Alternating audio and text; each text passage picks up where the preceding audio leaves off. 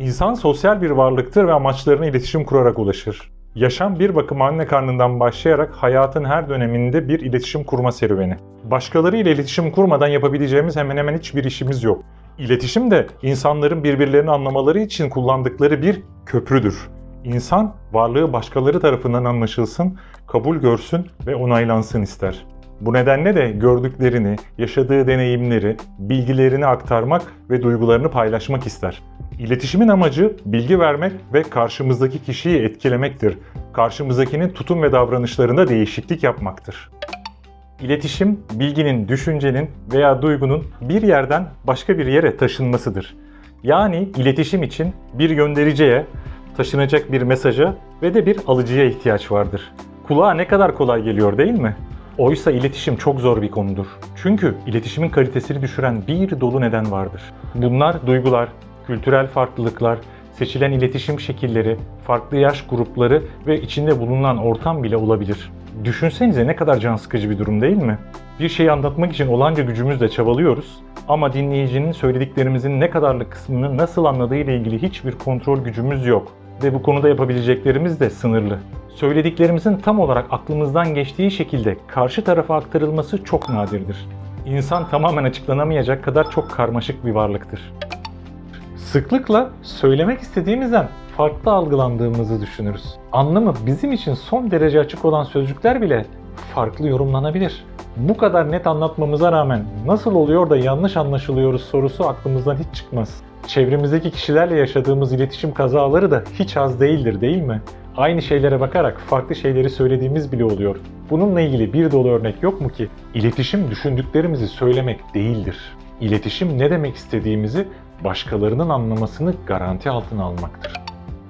Herbert Paul Grice, insanların iletişim kurduklarında başarılı olabilmeleri için şu 4 ilkeyi uygulamaları gerektiğini söyler. 1. Karşımızdaki kişiye dinlemek istediği kadarını söylemek. Ne eksik ne fazla. Buna nicelik ilkesi deniyor. 2. Asla yanlış bilgi vermemek, karşımızdaki kişiyi manipüle etmemek, güven oluşturmak. Buna nitelik ilkesi deniyor. 3. Konuşmanın dışına çıkmamak ve konuyla ilgili şeyleri söylemek. Buna bağlantı ilkesi deniyor. İletişimde en çok uyulmayan ilke budur. 4. Konuyu kısa ve öz şekilde anlatmak. Buna da tarz ilkesi deniyor. İletişim iki boyutludur. İçimize doğru olanı ve bizden başkalarına doğru olanı. İnsanlar sessiz kaldığı dönemlerde bile ya vücut diliyle dışa doğru ya da iç muhasebeyle kendi içlerine doğru iletişim kurarlar. En sessiz insanlar kafalarında en çok gürültü olan insanlardır. Bu da demek oluyor ki insanlar hayatlarının her döneminde gerek kendileriyle gerekse başkalarıyla sürekli iletişim halindedirler. Bu süreçte aslında bize insanların iletişim kurmadan yaşayamayacağını gösterir. Çoğunlukla bizim dışımızdakilerle kuracağımız iletişim üzerinde durulur. İçsel iletişimimize, yani kendimizle olan iletişimimize gerekli kadar vakit ayıramayız. İnsan dışarıdan o kadar yüksek dozda iletişime maruz kalıyor ki neredeyse hiç kendisiyle baş başa kalamıyor. İçsel iletişim dediğimiz aslında kendimizi dinlemek, kendimizle konuşmak ve kendimizle tanışmak. Kendimizi ne kadar bilir ve tanırsak başkalarıyla olan iletişimimiz de o kadar sağlıklı ve sağlam olur. Başkalarıyla kuracağımız iletişimin kalitesi kendimizle kuracağımız iletişimden geçiyor. Başkalarına zaman ayırdığımız gibi kendimize de zaman ayırmamız gerekiyor. Nasıl tanımadığımız kişilerle iletişim halinde olmuyorsak kendimizi tanımadan kendimizle nasıl iletişim kurabiliriz ki? Biz kendi kendimizi tam olarak tanımamışken başkaları tarafından tanınmak, bilinmek ve anlaşılmak isteriz. Bunu isteyerek başkalarına çok büyük bir haksızlık yapmış oluruz. Kendimizi daha iyi tanımak için bu kanalda seri olarak yayınladığım kendi farkındalığım, yeteneklerim, kişisel vizyon ve misyonum, değerlerim, karakter bütünlüğüm videolarıma bir göz atabilir, kendi bütünsel bakışınızı oluşturabilmek için istifade edebilirsiniz. Pandemi ile uzaktan hibrit çalışma sistemleri ve sosyal medya kullanımı ile sanal iletişim iyice hayatımıza yerleşti. Yüz yüze iletişimimiz azaldı. Bugün isteklerin çoğu e-posta, mesaj, görüntülü sohbet veya telefon görüşmesi gibi sanal ortamlarla yapılıyor.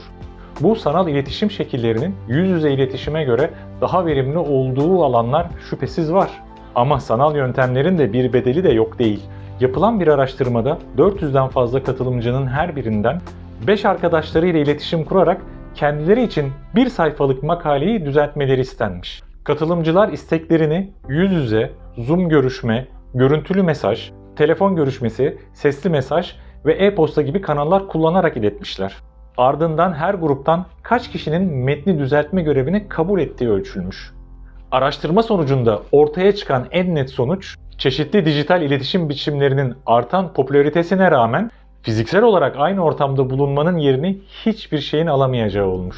Yüz yüze ricada bulunan kişilerin ortalama 5'te 4'ü yani %80'i görevi yapmayı kabul etmiş. Buna karşılık herhangi bir türde video ve ses kanalı aracılığıyla talepte bulunan kişilerin yalnızca %48'i görevi yapmayı kabul etmiş. Yani istenilen sonuca ulaşmak için yüz yüze iletişim herhangi bir görüntülü veya sesli iletişim kanalından %67 daha etkili. Çok çeşitli dijital iletişim araçları test edilmesine rağmen görüntülü arama, telefon görüşmesi, görüntülü mesaj ve sesli mesaj yoluyla yapılan talepler arasında ise anlamlı bir istatistiksel fark çıkmamış. Görüntülü ve sesli iletişim kanallarının ise e-postadan önemli oranda daha etkili olduğu bulunmuş. E-posta ile talepte bulunan kişilerin sadece %30'u bu görevi yapmayı kabul etmiş. Video veya ses yoluyla talep edilenlerde ise bu oran %55.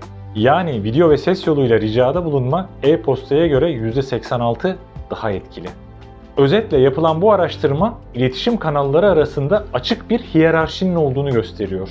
Yüz yüze ricada bulunmak açık ara en etkili iletişim şekli. Bunu herhangi bir görüntülü veya sesli iletişim kanalı takip ediyor.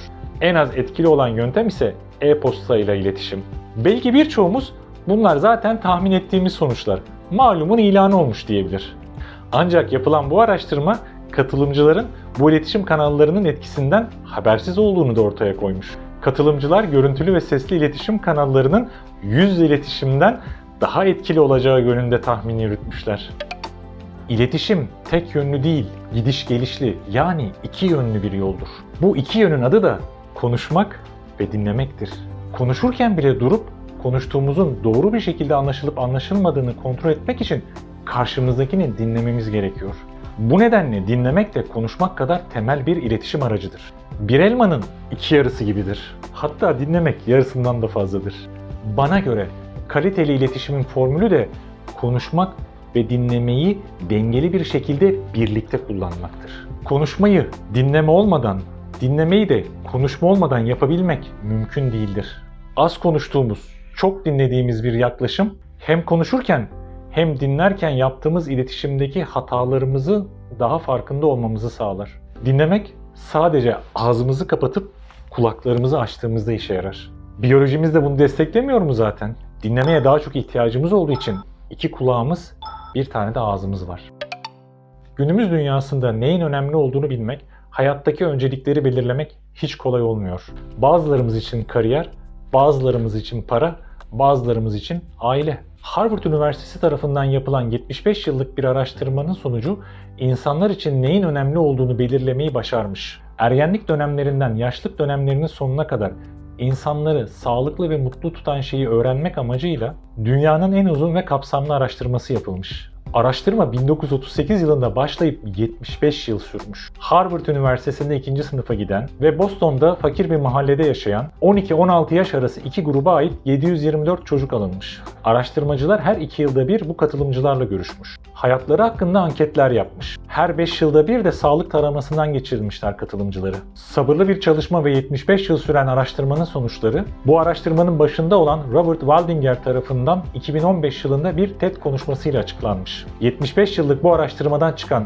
en can alıcı sonuç şu: bizleri sağlıklı ve mutlu yapan tek şey iyi ilişkiler.